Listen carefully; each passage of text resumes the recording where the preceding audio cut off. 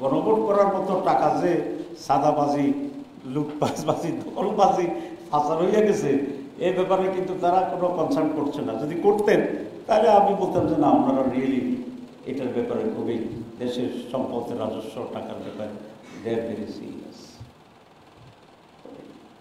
দেশের কল্যাণের জন্য দিস ইজ নট কি। এবং একজন ইলেকশন কমিশনার উনিও দেখলাম এক জায়গায় বলছে যে 300 কোটি না 3000 কোটি টাকা খরচ হবে। এটা ওনার একটা অধিক বাক্য ব্যয়। এটা ইলেকশন কমিশনের দায়িত্ব না টাকা জোগাড় করা। ওনারা কোন একটি দলকে ফেভার করতে চাচ্ছে, সেটাও আমার কথা নয়। আমি পরে চিন্তা করব যে বিএনপি কেন এত স্ট্রং ল্যাঙ্গুয়েজে বিরোধিতা করছে।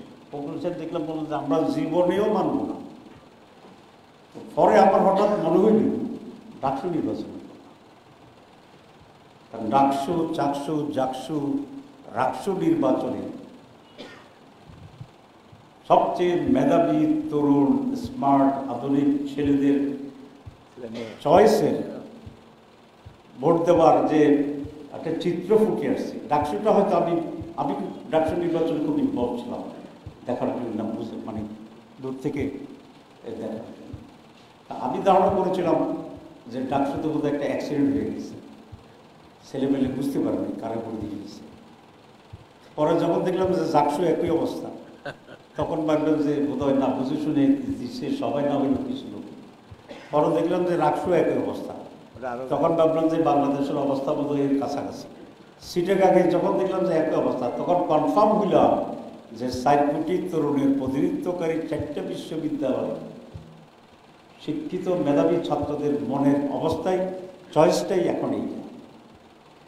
এখন বিএনপি যদি জানতো যে ছাত্র শিবির সব ইউনিভার্সিটিতে 3 গুণ, 4 গুণ, 5 গুণ ভোট পাইয়া গণবিশ্ববিদ্যালয় ইলেকশন হয়েছে, আপনারা অনেকে, আমিও টের পাইনি, শুনছি ওই দলের বিবি ক্যান্ডিডেট নাকি 1 ভোট পাইছে।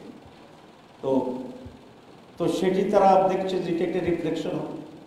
এখন গণভোট যদি হয় আগে, তাহলে আমি নিশ্চিত 80% হার পক্ষে হবে বিএনপি যদি বিরোধিতা করে, আর 20% নার পক্ষে হবে যদি বিএনপি না থাকে।